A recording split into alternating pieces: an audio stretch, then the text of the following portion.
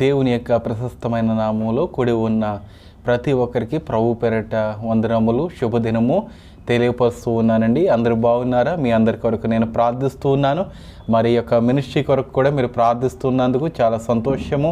మరి యొక్క వాక్యముల విషయమై మరి చాలామంది మరి మెసేజ్లు చేస్తూ ఉన్నారు, అలాగనే కాల్ చేస్తూ ఉన్నారు. మీ అందరికి ప్రత్యేకంగా వందనములు తెలియపరుస్తూ ఉన్నాను. చూసేవారు మరి 30 మంది అయినను ఆ 30 మందిలో 4-5 ఫోన్లు చేసి అయ్యా మరి ఈ యొక్క వాక్యములు మా యొక్క ఆధ్యాత్మికమైన జీవితాన్ని సరిచేస్తున్నదని వారు చెప్పడము నేను చాలాగా మరి సంతోషిస్తూ ఉన్నాను. మరి ఏదైనప్పటికీ మరి చాలామందికి ఈ యొక్క వాక్యాలు మరి రీచ్ అవ్వాలని ప్రభు పేరట నేను ప్రార్థిస్తూ ఉన్నాను. ప్రార్థించుకొని మరి యొక్క వాక్య పరిచర్లకు వెళ్దాం. పరిశుద్ధుడా, ప్రేమల తండ్రి, మహోన్నతుడ, నీకు కృపను బట్టి మరొకసారి వందనములు.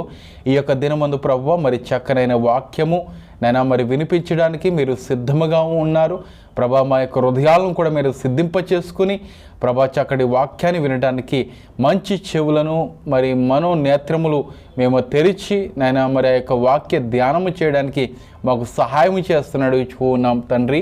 అలాగనే ప్రభువా మరి నీ యొక్క కృపను బట్టి మమ్మల్ని మీరు దీవించండి, ఆశీర్వదించండి. నైనా ఈ యొక్క వాక్యములో ఉన్న నైనా ప్రతి మర్మమును నైనా మాకు తెలియచేయడానికి మీరు ఎంతగానో ప్రభు నీ యొక్క పరిశుద్ధాత్మ సహవాసము మాతో నైనా మరి కూడి ఉంటున్నది. దానిని బట్టి మేము ఎంతగానో సంతోషిస్తూ ఉన్నాం ప్రభువ. నిశ్చితమైతేనైనా ఈ వాక్యము చెప్తున్నది నేను కాదు, కానీ నీ యొక్క పరిశుద్ధాత్మ ద్వారా మా అందరితోటి సూటిగా తేటగా మీరు మాట్లాడతారని యేసు నామములో వేడుకుంటున్నాము తండ్రి, ఆమేన్. మరొకసారి అందరికీ వందనాలండి. మరి ఈ యొక్క దినమందు ఒక మాట మీ అందరికీ తెలియజేయాలని ఆశపడుచూ ఉన్నాను. మరి మా యొక్క అత్తయ్య గారు మరి దూరదేశంలో వారు ఉన్నారు. వారి కొరకు మీరు అందరూ ప్రార్థిస్తున్నందుకు ప్రత్యేకంగా వందనములు. మరి గొప్ప ప్రమాదం నుంచి మరి ఆ యొక్క తల్లిని దేవుడు కాపాడి ఉన్నాడు. వారికి మరి గృహానికి వెళ్ళడానికి కూడా అవకాశము దయచేస్తున్నాడు దేవుడు ఆ యొక్క హాస్పిటల్ నుంచి. ఇంకను వారి కొరకు మనము ప్రార్థన చేద్దాం. ఇంకను మరి శరీరము ఇంకను బలహీనతగా ఉన్నది, వారి కొరకు మనం ప్రార్థన చేద్దాం. పేరు సావిత్రమ్మ గారు, వారి కొరకు మనం ప్రార్థన చేద్దాం. ఈ రోజున వాక్యాంశము ఏమై ఉన్నదంటే, ప్రియ దేవుని సంగమా, మనము కేవలము ధూళి అయి ఉన్నాము. మనము కేవలము ధూళి అయి ఉన్నామనే అంశం ద్వారా మీ అందరితోటి సూటిగా తేటగా మాట్లాడాలని ప్రభు ఈ రీతిగా ఈ యొక్క దినమందు నన్ను నిలబెట్టి ఉన్నాడు. మనము కేవలము ఒక ధూళిగా ఉన్నాము.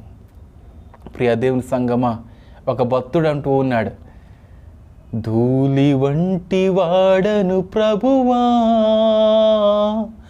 నీ పాద ధూళిని, ధూళి వంటి వాడను ప్రభువా,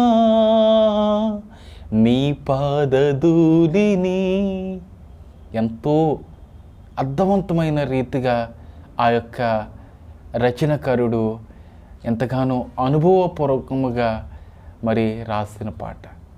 ఆ పాట విన్నట్లయితే మన యొక్క మనసుకు ఎంతగానో ప్రశాంతముగా మరి ఉంటుందని నేను తెలియజేస్తూ ఉన్నాను. ప్రియదేవుని సంగమా, మనము కేవలం ధూళి ఉన్నాం. ఈ ధూళిగా ఉన్న ఈ యొక్క శరీరానికి ఎన్నో హంగులు పొంగులు ఇంకనూ ఎన్నో రీతిగా మరి రసాయనాలు మనము రాసుకుంటూ ఉంటాము. అదే రీతిగా ఈ యొక్క శరీరాన్ని ఎంతగానో మరి సుందరవంతముగా తయారు చేసుకుంటూ ఉంటాం.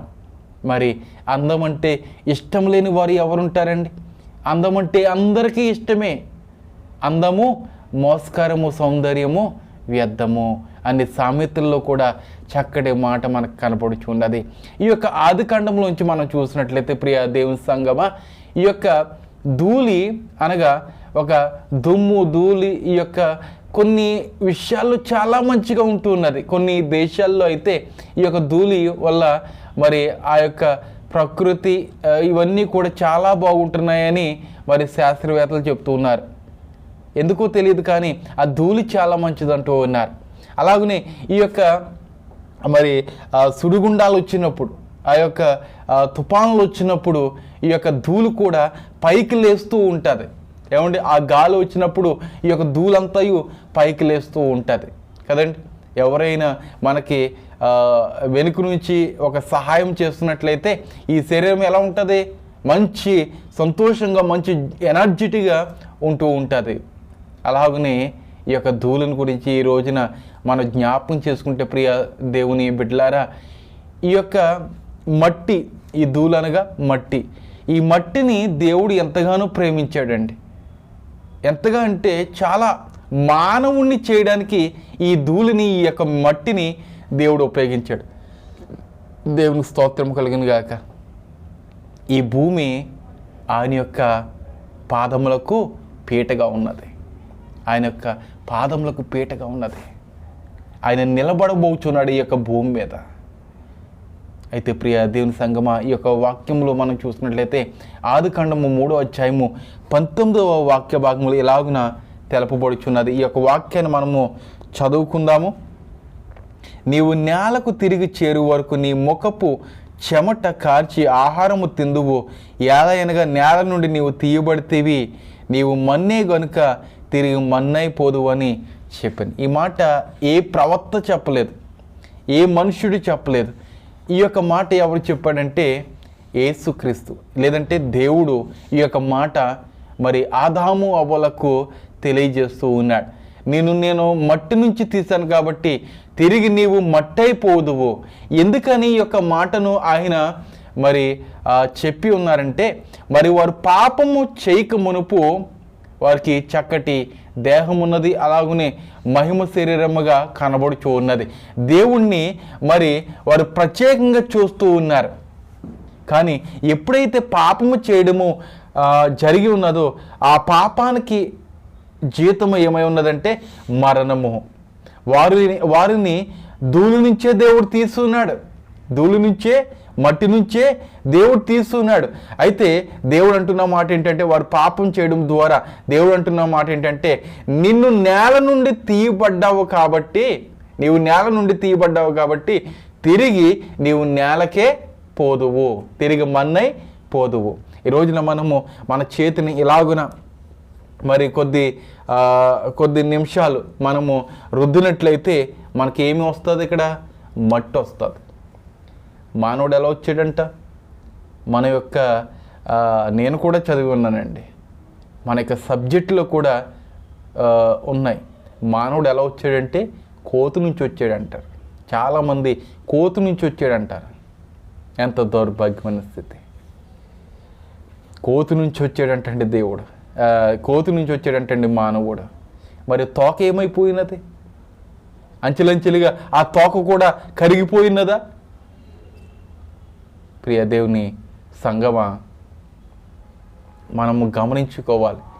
మానవుడు ఏ రీతిగా వచ్చి ఉన్నాడు, ఏ రీతిగా తన యొక్క కాల గమనాన్ని ముగిస్తూ ఉన్నాడు, ముగిసిన తర్వాత ఏ రీతిగా మరొకసారి వెళ్తూ ఉన్నాడు. తిరిగి భూమికి వెళ్ళిపోతున్నాడండి. నువ్వు 70 సంవత్సరాలు బ్రతికినా, లేకపోతే 80 సంవత్సరాలు బ్రతికినా, అధిక బలం ఉన్నాడేలా ఈ 80 సంవత్సరాలు, అది కూడా ఆయాస్కరమే. ఆదాము అవ్వలు 900 సంవత్సరాలు, 800 సంవత్సరాలు, 700 సంవత్సరాలు బ్రతికి అలాగున్న చివరికి 30, 40, 50 సంవత్సరాలకి ఈ యొక్క కాలగమనము, మన యొక్క జీవితము కనుమరుగైపోతూ ఉన్నది. పాపము చేయడం ద్వారా పాపానికి వచ్చే జీతము మరణము. వారు పాపము చేస్తున్నారు కాబట్టి వారు మరణాన్ని పొందుకున్నారు. ఆదాము అవ్వలు మరణం పొందుకున్నారు కాబట్టి మనము కూడా ఈ యొక్క నేటి దినాల్లో మనం మరణం పొందుకుంటాం. మన యొక్క పితరులు, మన యొక్క 4 fathers ఏమండి, వారందరూ మరణం పొందుకున్నారు. దేని ప్రకారముగా? ఆదాము అవ్వలు ఎలా అయితే పాపం చేయడం ద్వారా వారు మరణం పొందుకున్నారు, అలాగనే అక్కడ నుంచి మరణము ప్రారంభమై ఉన్నది.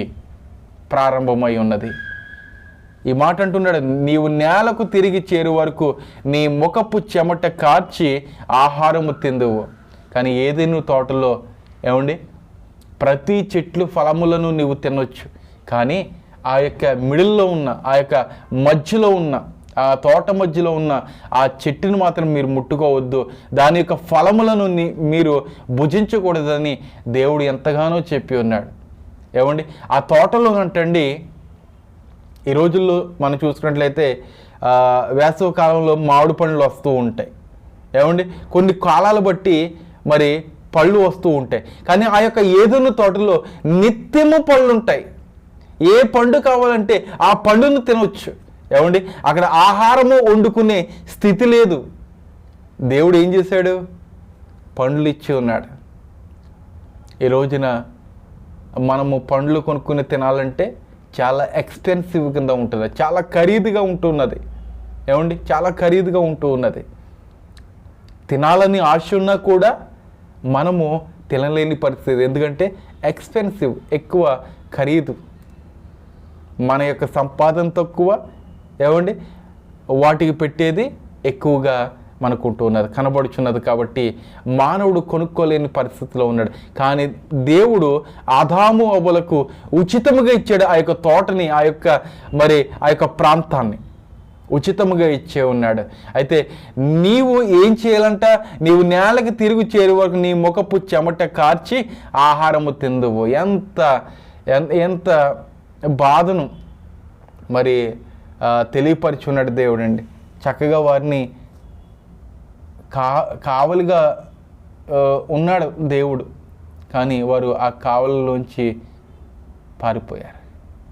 ప్రియ దేవుని సంగమా, ఆహారం తిందువు ఉచితముగా, ఎటువంటి శ్రమ లేకుండా నీవు తిందువు అని ఆయన ఆదాము అవ్వలను పెట్టి ఉన్నాడు. కానీ వారు ఎప్పుడైతే పాపం చేస్తారో వారు శ్రమ పడితేనే కానీ ఆహారము వారికి దొరకదు. శ్రమ పడితే కానీ ఆహారము దొరకదని చెప్పాడు. ఏలైనగా నేల నుండి నీవు తీయబడితేవి, నీవు మన్నే కనుక తిరిగి మన్నే పోతావు. అలాగనే మరొక వాక్యంలో 2వ అధ్యాయము 7వ వాక్య భాగం ఒకసారి మనం చూసినట్లయితే, దేవుడిని యెహోవా నేల మట్టితో నరుని నిర్మించి వారిని నాసికాంధ్రంలో జీవాయువును ఊదగా నరుడు జీవాత్మాయేను. ఏమండి, ఆయన రొంగి, ఏమండి, ఆయన చక్కగా ఒక బొమ్మను చేసి, మట్టితోటి బొమ్మని చేసి, ఈ రోజున మట్టి ముట్టుకుంటుంటే, ఏమండి, మన యొక్క పూర్వీకులు అయితే మట్టిలోనే పనిచేశారు. మట్టిలో పని చేయడం ద్వారా ఈ రోజున మనము ఈ స్థితిలో ఉన్నాము.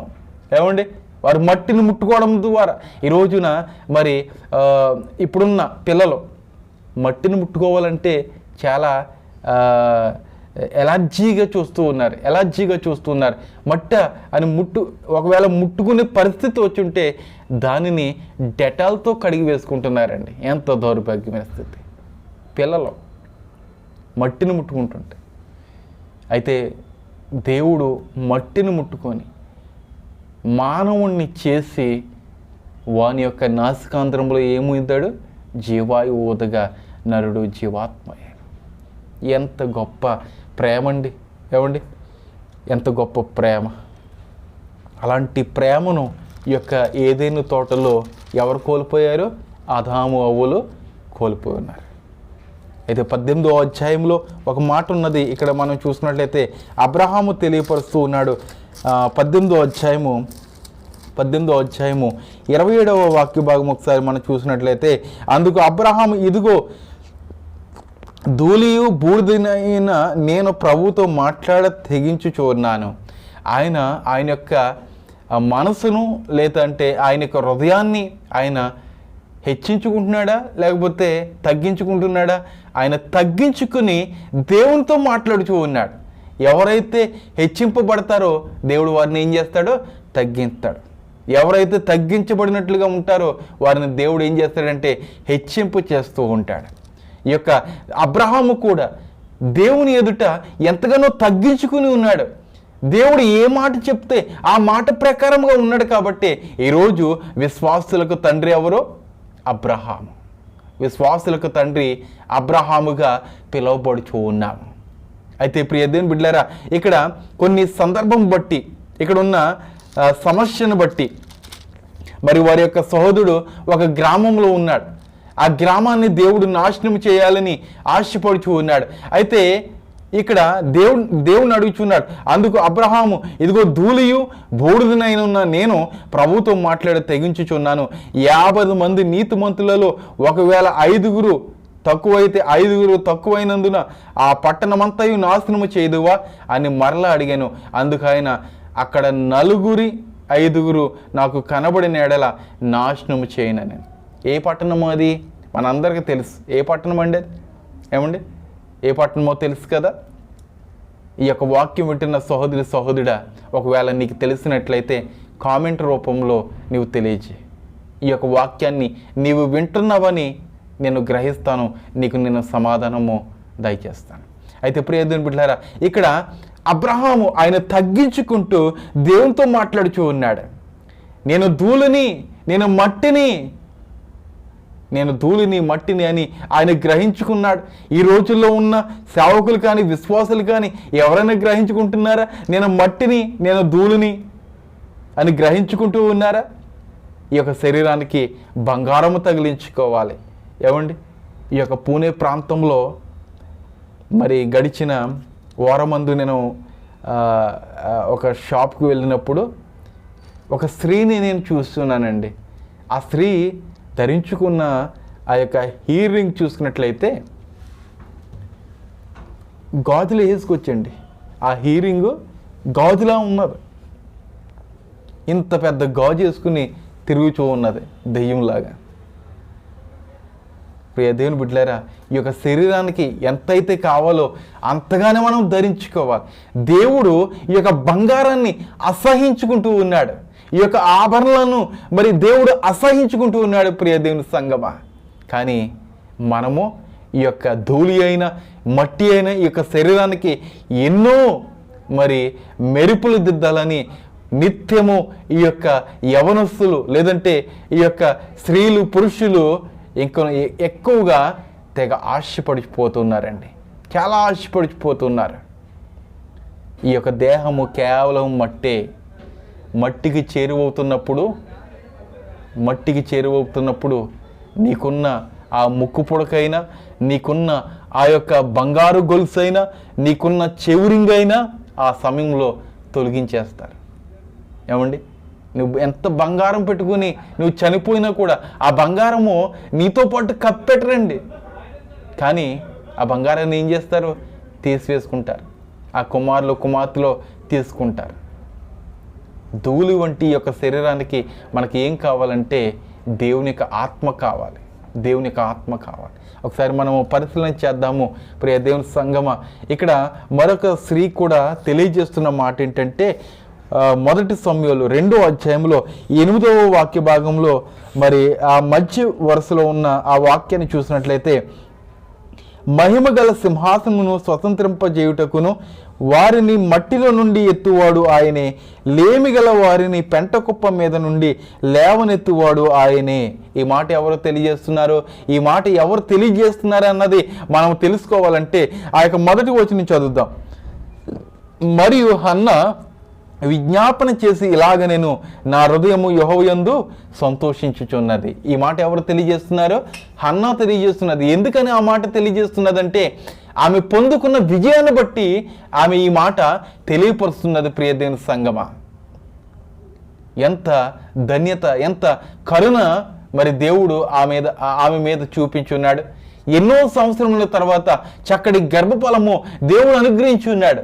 ఒకరినే ఇచ్చాడా? ఆమె తర్వాత కొంతమంది కుమారులను కూడా దేవుడు అనుగ్రహించి ఉన్నాడు. హన్నా వలె ప్రవర్తన కలిగి ఉండాలి మనం ఏదైనా పొందుకోవాలంటే. హన్నా వలె కృతజ్ఞత కలిగి ఉండాలి.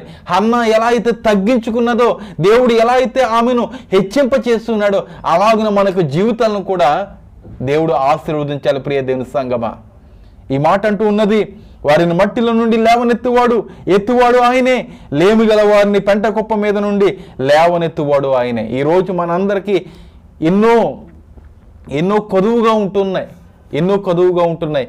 కొన్ని మనం పొందుకుంటున్నాము, కొన్ని మనము పొందుకోలేని స్థితిలో ఉంటూ ఉన్నాం. ఎందుకంటే మన యొక్క ప్రవర్తన. దానియేలు 21 దినాలు ఫాస్టింగ్ ప్రేయర్ చేశాడు. ఎన్నో విజయాలు పొందుకున్నాడు. మోషే 40 దినాలు ఉపవాసముగా ఆ 40 దినాలు దేవునితో గడిపి ఉన్నాడు, ఎన్నో పొందుకుని ఉన్నాడు.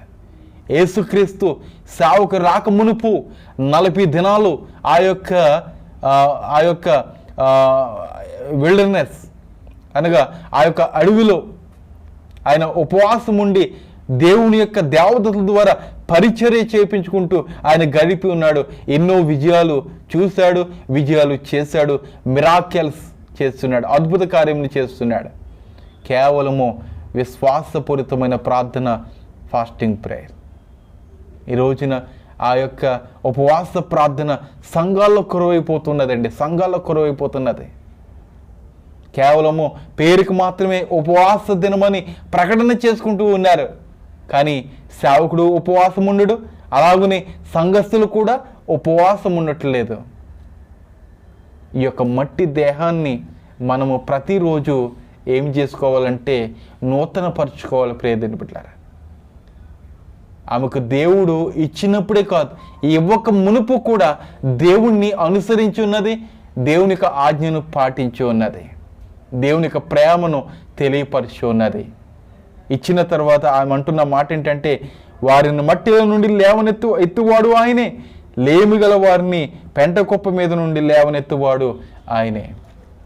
మరి తన యొక్క సహోదరి, నీకు పిల్లలు లేరని పెనీనా, ఏమండి ఆమె పేరు పెనీనా, తోడుకోడలు, పిల్లలు లేరని ఎంతగానో బాధించింది, పెంట కుప్ప వలె చూస్తుంది, నీచముగా చూస్తుంది.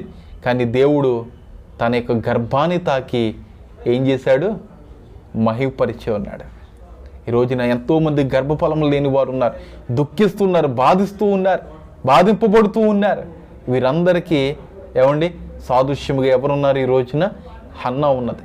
హన్నా యొక్క జీవితాన్ని నీవు జ్ఞాపం చేసుకుని నీవు కృతజ్ఞతగా నీవు యొక్క దేవుని యొక్క మందిరానికి మరి మానకుండా వెళ్ళి ఉపవాసం ఉండి నువ్వు ప్రార్థన చేస్తే సమూయేలు లాంటి కుమారుడు నీకు అనుగ్రహిస్తాడు దేవుడు. దేవుని స్తోత్రం కలిగింది గాక. అయితే ప్రియ దేవుని బిడ్డలారా, ఇంకాను చాలా మాటలు ఉన్నాయి చెప్పడానికి. దావీదు కీర్తన ఒకసారి మనం జ్ఞాపం చేసుకున్నట్లయితే ప్రియ దేవుని సంగమ 146వ అధ్యాయము 4వ వచనము, వారి ప్రాణము వెడలిపోవును, వారు మట్టి పాలగుదురు. ఎప్పుడైతే ఈ యొక్క శరీరం నుంచి ప్రాణం వెళ్ళిపోతుందో ఈ శరీరం ఏమైపోతుంది? మట్టి పాలవుతుంది. ఎప్పుడైతే ఆ ప్రాణం ఉంటుందో ఈ యొక్క శరీరానికి విలువ, ఏమండి ఈ శరీరానికి విలువ కలిగి ఉంటుంది. ఎప్పుడైతే చనిపోతామో ఇంకా ఈ యొక్క శరీరానికి ఎటువంటి వాల్యూ అన్నది లేదు. శరీరం బ్రతికి ఉన్నప్పుడు ఏమండి నీ నుండి బ్లడ్ డొనేషన్ తీసుకోవచ్చు. శరీరము చనిపోయిన తర్వాత అనగా ఊపిరి వెళ్ళిపోయినాక నీ శరీరం నుంచి బ్లడ్ డొనేషన్ ఇచ్చినట్లయితే అది విషపూరితముగా ఉంటుంది. బ్లడ్ డొనేషన్ ఎవరెవరండి చనిపోయినాక అవయవాల డొనేషన్ చేస్తారేమో, కానీ అదైనా కొంత సమయం వరకే కొన్ని రోజులైన తర్వాత ఆ యొక్క అవయవాలను కూడా ఎవరు తీసుకోరు. ఎప్పుడైతే బాడీలోంచి ఊపిరి వెళ్ళిపోతుందో ఆ ఊపిరి వెళ్ళిపోయిన తర్వాత ఈ యొక్క శరీరంలో ఉన్న బ్లడ్ దేనికి పనికిరాదు, విషపూరితమైపోతుంది. అలాగనే శరీరములో ఆత్మ ఉన్నప్పుడే, ఊపిరి ఉన్నప్పుడే నిజమైన దేవుడు ఎవరన్నది నీవు గైకుని దేవుని ఎరిగినట్లయితే ఈ మట్టి శరీరముగా ఉన్న యొక్క శరీరము ఈ సమయంలో, లేదంటే మృతి పొందిన తర్వాత ఆ యొక్క ఎముకల గూడునైనా కూడా దేవుడి యొక్క రాకడలో ఆ యొక్క శరీరాన్ని ఏం చేస్తాడో మహిమ శరీరముగా దేవుడు చేస్తాడు. మహిమ శరీరముగా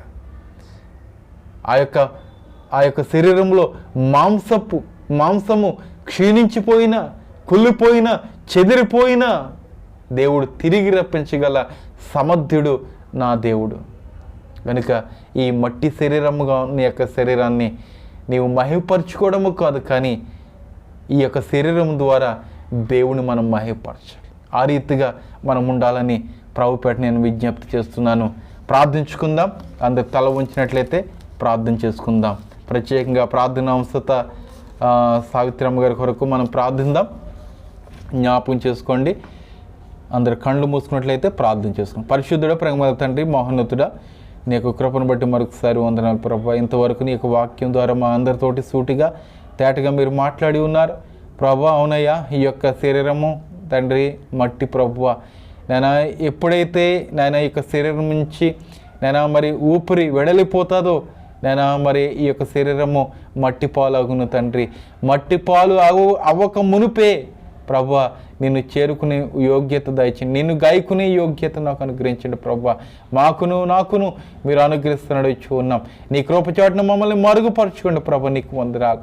నీ చిత్తానుసారముగా మేము చేయడానికి మాకు గొప్ప అవకాశము దయచేయండి అయ్యా ప్రభా. నీ చిత్తమైతే తండ్రి, వాక్యం వింటున్న సహోదరులను, వాక్యము చేరవేస్తున్న సహోదరులను కూడా ప్రత్యేకంగా మీరు దీవించండి ప్రభువా. ఈ యొక్క వాక్య పరిచర్య ద్వారా ప్రతి ఒక్కరూ ఆధ్యాత్మికముగా బలపడటానికి మీరు సహాయం చేయండి నాయన.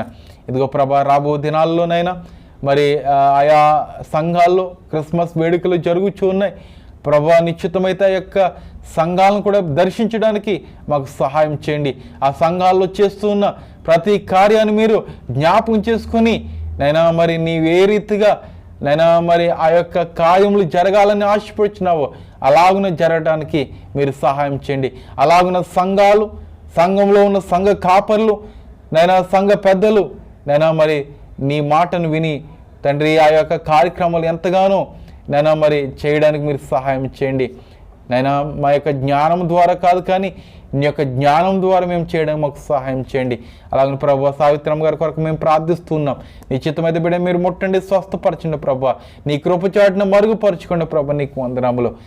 అలాగే ప్రభు, వేరొక దేశంలో ఉన్న బిడ్డలను బట్టి నీకు వందనాలు తెలియజేస్తూ ఉన్నాను. నేను మరి దూరదేశం నుంచి రావాలని ఆశపడుచిన బిడ్డలను బట్టి నీకు స్తోత్రం తెలియజేస్తూ ఉన్నాను. ప్రతి ఒక్కరిని మీరు దీవించి ఆస్వాదించి ఈ యొక్క వాక్యం ద్వారా వారి యొక్క జీవితాలను మీరు బాగుపరుస్తారని, గర్భఫలం లేని వారిని కూడా మీరు జ్ఞాపం చేసుకుని ఆశీర్వదిస్తారని, సంఘాల్లో ప్రభువ నైనా మరి దురాత్మ చొరబడుచు ఉన్నది తండ్రి. నైనా మరి ఏ సంఘంలో అయితే ఆ యొక్క దురాత్మ ఉన్నదో ఏ సునాములు పారదోలను కాక నీకు వందనాలు. ఏ సంఘ పెద్దలను ముట్టుచు ఉన్నదో, ఏ సంఘ కాపర్లను ముట్టుచు ఉన్నదో ప్రభువ వారికి మనోనేత్రములు తెరిచి మంచి జ్ఞానం ఇచ్చి మీరు మహిమపరచుకోండి ప్రభువ. నీకు వందనములు. సంఘాలను దీవించండి, ఆస్వాదించండి. ఈ చివరి దినాల్లో ఉండగా ప్రభా ఏర్పరచబడిన సైతము వారిని కూడా నాయన మరి సాతాను బృంగాలను ఆశపడుచు ఉన్నాడు. ఈ చిత్తమైతే తండ్రి మా విశ్వాసము కాపాడుకొని నీ వాక్య పరిచర్యలో బలముగా మీరు వాడుకుంటారని నజరేయుడైన యేసు నామములో అడిగి వేడుకుంటున్నాము తండ్రి. ఆమేన్. అందరికీ వందనాలండి. శుభదినము. దేవుడు మీ యొక్క కుటుంబాలని దేవుడు దీవించి ఆశీర్వదించిన గాక. ఆమేన్. ఆమేన్.